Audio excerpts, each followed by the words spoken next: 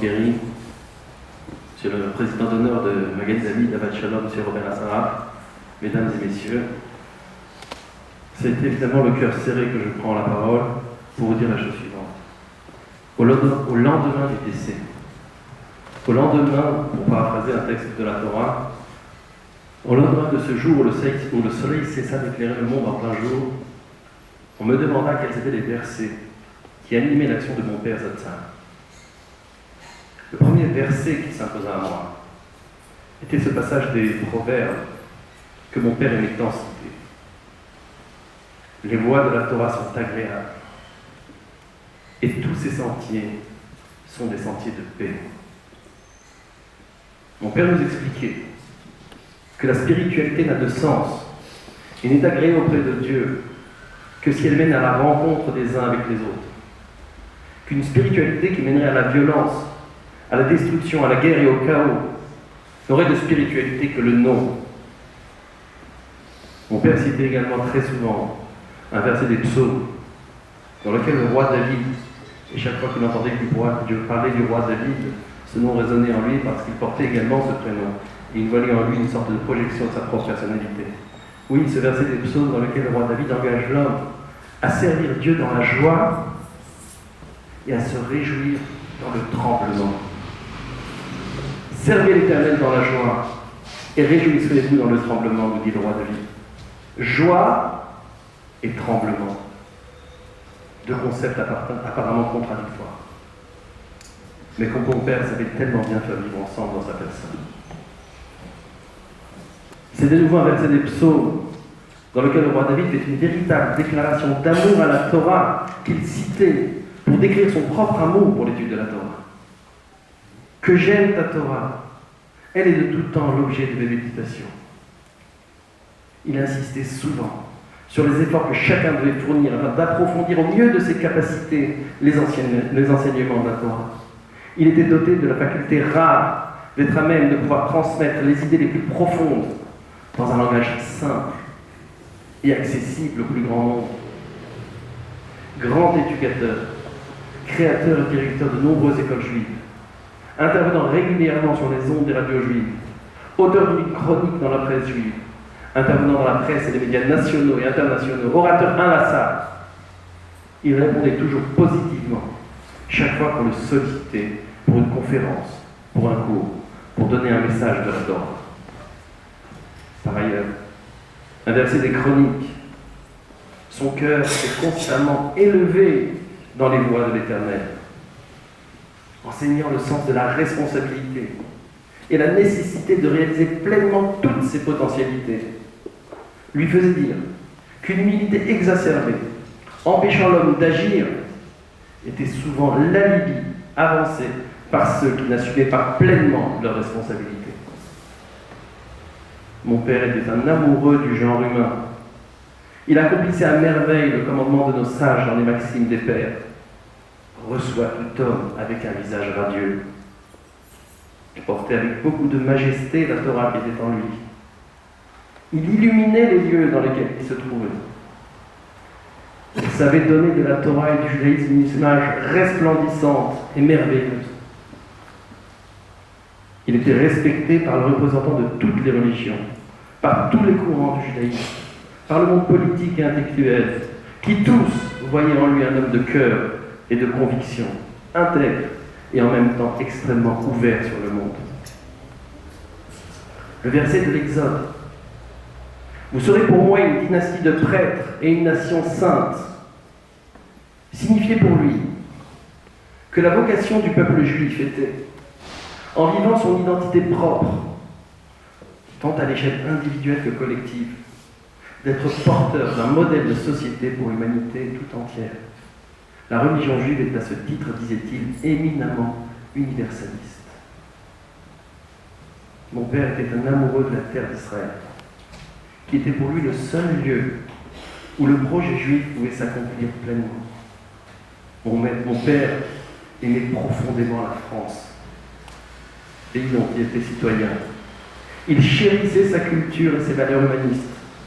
Il était profondément attristé, véritablement attristé, devant la résurgence de la haine gratuite, du racisme, de la barbarie parfois même au sein de sa population. Il n'a jamais oublié ses racines marocaines et évoquait toujours avec une certaine nostalgie la vitalité, de la qualité de la vie juive du Maroc de son enfance. De son vivant, mon père, Rabbi David, a été honoré par ces 3 pays. Légion d'honneur, octroyée par le président de la République française, M. Jacques Chirac. Prix de Jérusalem en Israël. Chevalier dans l'ordre du Wissam Alaouite au Maroc, en 2008. Décoré par Sa Majesté le roi du Maroc, Mohamed VI lui-même. Suite à son décès, des lettres de condoléances et de soutien nous ont été adressées de la part des plus hautes autorités de la République française, du Premier ministre de l'État d'Israël, M. Benjamin Netanyahu, et du roi du Maroc, Mohamed VI, et d'innombrables personnalités, évidemment, que je ne dois pas citer ici. Mais en tant que fils, je dois ajouter que malgré les responsabilités immenses qui étaient les siennes, mon père, Zatzal, a toujours su rester un époux et un père de famille exemplaire, toujours soucieux du souvenir de sa famille, du devenir de sa famille et de son bonheur. Sous l'impulsion de mon père, la communauté juive parisienne s'est développée de façon très significative. Mon père a toujours occupé avec majesté et grande abnégation sa responsabilité communautaire et rabbinique, leur consacrant la totalité de son temps depuis les petites heures du matin jusqu'aux heures tardives de la nuit, avec le seul souci de voir la communauté à laquelle il tenait tant se développer, de voir la Torah être étudiée par un plus grand nombre et de préserver la paix communautaire en luttant de toutes ses forces contre ce que l'on appelle en hébreu le lashon hara, la médisance. La médisance. C'était pour lui le mal absolu. Il est évidemment impossible d'évoquer ici plus en détail son action dans le cadre du Grand Rabbinat de Paris. Cette évocation se fera avec l'aide de Dieu. Elle fera l'objet donc de publications futures. Cependant, plusieurs réalisations lui tenaient particulièrement à cœur. La restructuration et le développement du tribunal rabbinique de Paris, le Beit Din de Paris. La nomination de plusieurs dizaines de rabbins dans les communautés juives de Paris et d'Île-de-France. La création d'un centre d'études et de formation continue pour les rabbins du consistoire de Paris. Et plus que tout au monde, c'est la création en 2005, avec l'aide d'un groupe de fidèles. M. Michael Layani a été cité, M. Jean-Yves Dulo, M. Robert Arsenar, de la synagogue Beth Midrash, qu'il nomme Ahavat Shalom, en l'honneur de son père, mon grand-père, le Rav Shalom Messa Zatzal, le rabbin de Jérusalem. Bien, cette réalisation-là lui apporta le sentiment du devoir accompli. Nous avons ajouté en mars 2012 Magali David au nom de Ahavat Shalom en son honneur. Mon père nous a plusieurs fois expliqué que le grand rabbin de Paris avait pour vocation de gérer la vie juive de Paris et de permettre à chaque communauté de vivre selon ses rites et ses traditions. Il était le grand rabbin de toutes les synagogues de Paris, mais il n'était plus le rabbin d'une communauté en particulier. Il en éprouvait un grand manque et une quasi-frustration. La responsabilité communautaire immense qui était les siennes ne devait pas l'empêcher d'exercer en même temps un rabbinat de proximité. Il souhaitait ardemment rester proche de ses fidèles, à qui il voulait transmettre sa façon spécifique de vivre le judaïsme, résultante de toutes les influences qui ont forgé sa personnalité rabbinique, à savoir marocaine, avec un amour de l'étude et de la liturgie, et une tradition rabbinique familiale très importante, ashkénaze et philosophique, par ses études à Aix-les-Bains, avec le Rav Chaikin, lui-même originaire de Razin en Lituanie, et très ouverte sur le monde, du fait de son parcours, qui lui a permis d'exercer son rabbinat en des lieux et des contrées différentes. Mais évidemment, aucune de ces réalisations n'aurait pu être possible sans le soutien indéfectible de son épouse, ma mère, que Dieu lui apporte au réconfort, la rabbinite Dolly Messas, qu'il a toujours pleinement soutenue au cours de ses années de sacerdoce au service de la communauté. Et sans l'amour et le soutien de ses enfants, sa fille Nathalie est là, et son mari, David Gaon, ses enfants, son fils Emmanuel Messas, son épouse Johanna et ses enfants. Et l'auteur de ces lignes, qui a eu le privilège, l'auteur de lignes, je l'espère, qui a eu le privilège de servir la communauté à ses côtés pendant de nombreuses années. Je conclurai par quelques mots de remerciement envers les autorités en disant la chose suivante. La douleur C'était une véritable douleur. Je me souviens de ce jour où nous sommes rentrés dans la synagogue avec mon père. Je pensais trouver 40, 50, 100 personnes dans la synagogue. On est rentré, on a trouvé une synagogue dans laquelle se trouvaient 4000, 5000 personnes. C'était un moment incroyable, un moment de ferveur immense. La ville de Versailles était pleine, j'en croyais pas mes yeux. Et comme nous l'a si bien dit Claude Goasguen, les justes sont plus grands après leur mort. On le commente également ainsi, on se rend compte de leur grandeur après leur mort. C'est par ces réactions des centaines de personnes qui se déplacent. On ne se rend pas compte de l'action qui a été commise tout au long d'une vie. C'est après le décès que tout d'un coup, on apprend telle chose, on apprend telle chose, on apprend telle chose.